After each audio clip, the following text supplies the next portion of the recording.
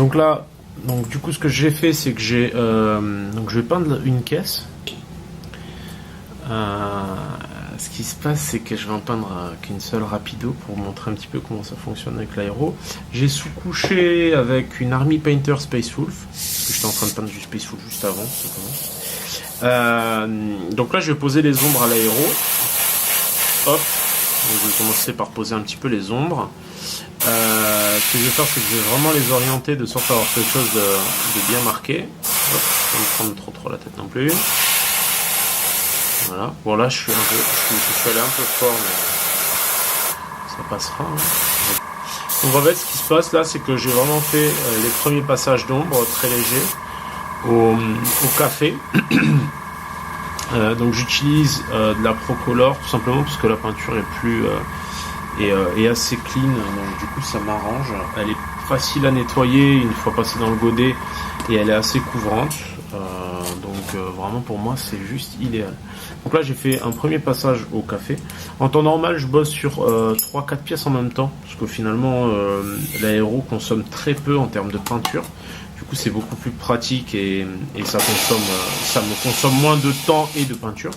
Mais là du coup pour la démo, pour que ça aille un peu plus vite, je vais bosser que sur une pièce. Je vous montrerai ensuite, je l'ai appliqué sur différentes teintes, la technique, et ça fonctionne plutôt bien. Ensuite, une fois que j'ai posé mes ombres, je vais tout de suite venir mettre poser des lumières. Donc là j'y vais au blanc, toujours Procolor. Je mets que de la Procolor dans mon aéro pour la simple bonne raison que vraiment je trouve que ça encrasse beaucoup moins. Et du coup, en fait, ça me demande moins de nettoyage, tout simplement. Et moi, moins je nettoie, mieux je me porte. Donc, c'est cool. Donc là, je pose vraiment ma lumière sur un angle bien précis. Je fais de même. Là, du coup, à l'opposé, je vais repasser ma lumière. Donc, chaque fois, je vais avoir une facette qui prend la lumière et je vais booster de l'autre côté. Je fais pareil sur cette facette là et sur celle-là. Donc ces caisses elles vont être hyper pratiques pour s'exercer à l'aéro. En plus c'est des bons objets. Ça fait de bons objets parce qu'en fait elles ont un trou en dessous qui permet de mettre un numéro ou un marqueur ou ce qu'on veut. Ça permet de bien les distinguer. Après on a sorti une mission multi sur Eden, donc forcément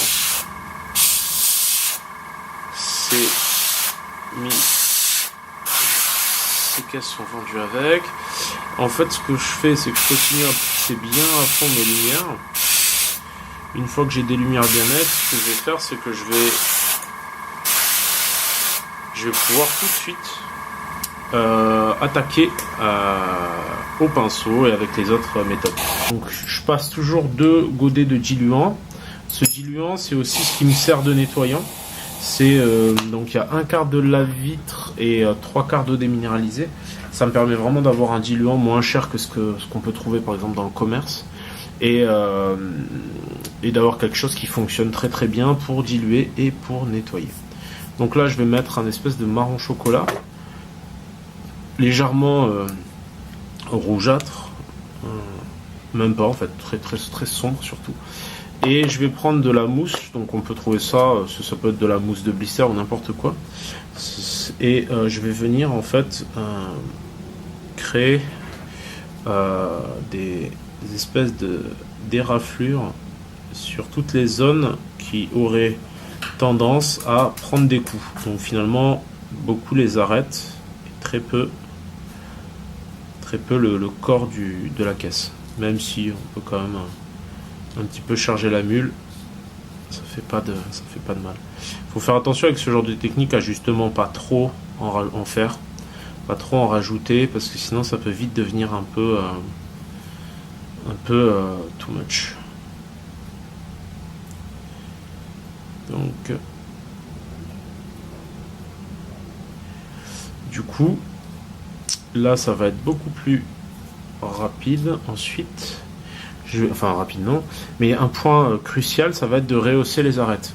Pourquoi? Parce que rehausser les arêtes ça va donner tout son sens finalement à tout les petits pigments que j'ai mis. Donc pour ça je vais prendre de l'ivoire au pinceau et je vais venir rehausser toutes les arêtes, quelles qu'elles soient, et toutes mes petites, ou tout du moins un maximum de mes petites éraflures faites précédemment. Ça va vraiment permettre de créer des espèces de petits trompe-l'œil qui vont vraiment donner la sensation que la peinture a été écaillée sur les caisses.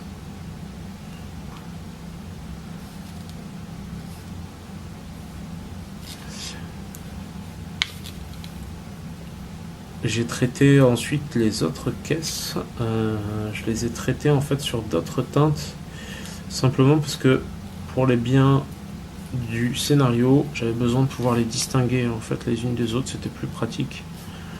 Mais on peut les faire de couleurs différentes, mais on peut très bien, aussi bien faire des espèces de marquages dessus.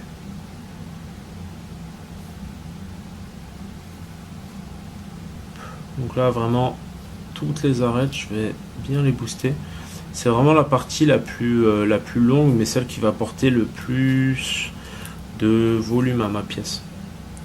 Derrière, je vous continuerai tranquillement, je vous montrerai comment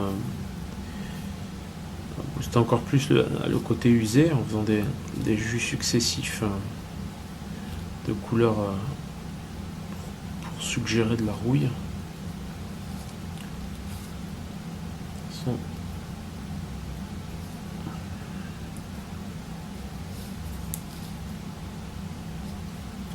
Donc là on a atteint déjà quelque chose de pas trop mal comme rendu. Il y a toujours moyen de booster, hein. Donc on va continuer à faire quelques passages supplémentaires de blanc, entre autres voilà, sur ces zones là. Même si c'est légèrement trop épais, on l'atténuera s'il faut plus tard, mais là le but c'est vraiment de démarquer certaines zones qui sont dont la sculpture est plus détaillée.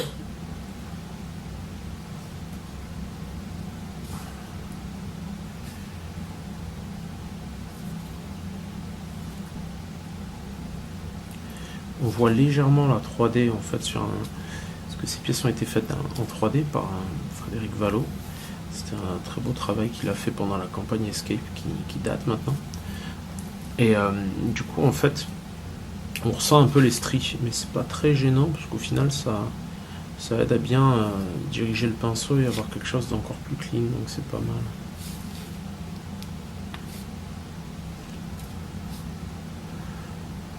J'ai eu la main un peu lourde, mais ça ira.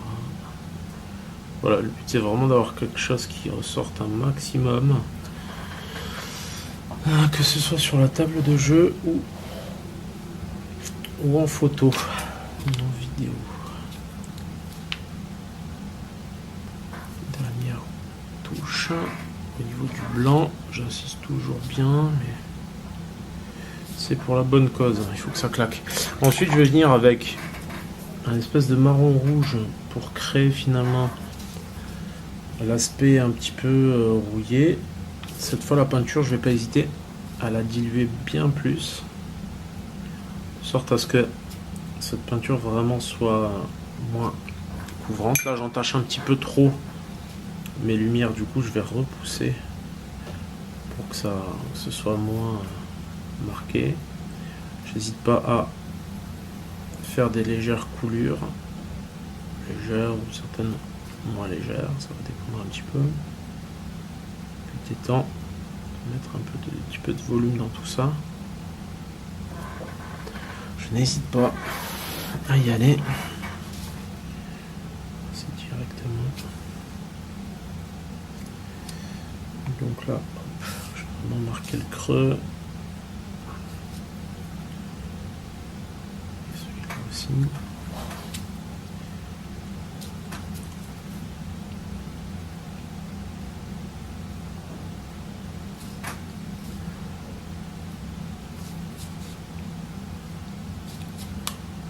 Là, c'est toujours pareil.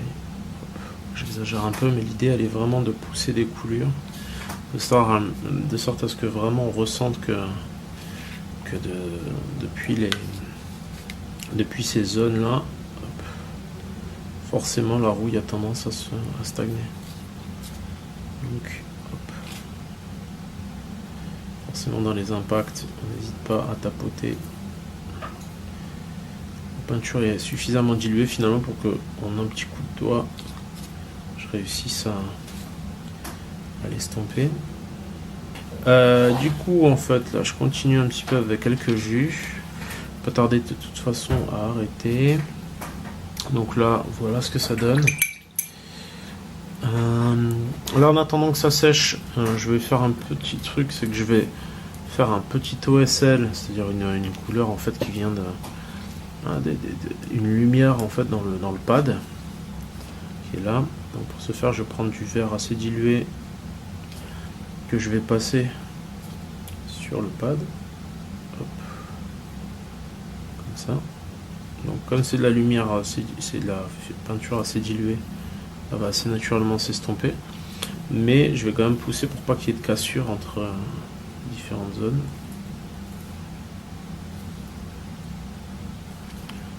Donc je marque bien le centre et j'arrête tout de suite puisque du coup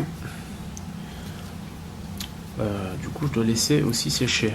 En attendant, ce que je vais faire, c'est que je vais revenir un petit peu au orange pour marquer encore plus la rouille et là sur les zones les plus finalement là où la rouille aura le plus tendance à se cumuler, et c'est là que finalement je vais vraiment mettre un petit peu de orange pour booster la rouille et pour montrer que c'est vraiment les zones de démarrage de ces coulures là.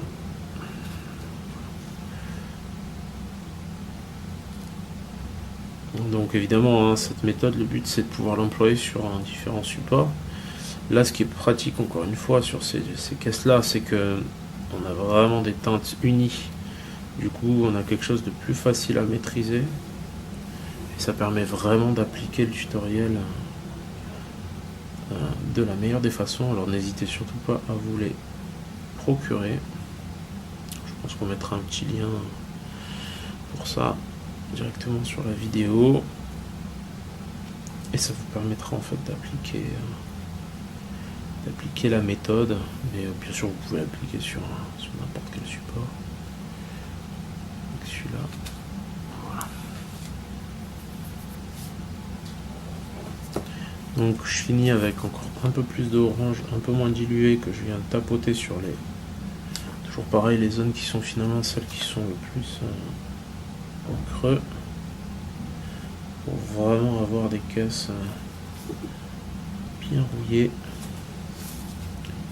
et pour que ça claque.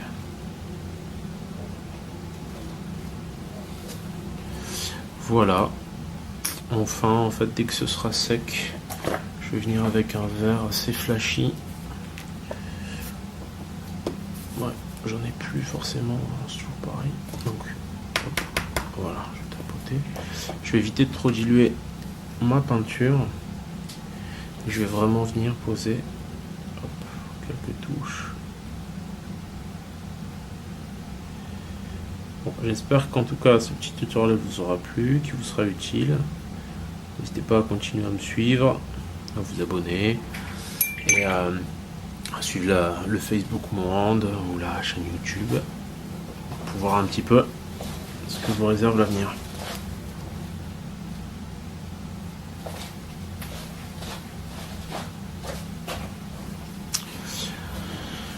Voilà.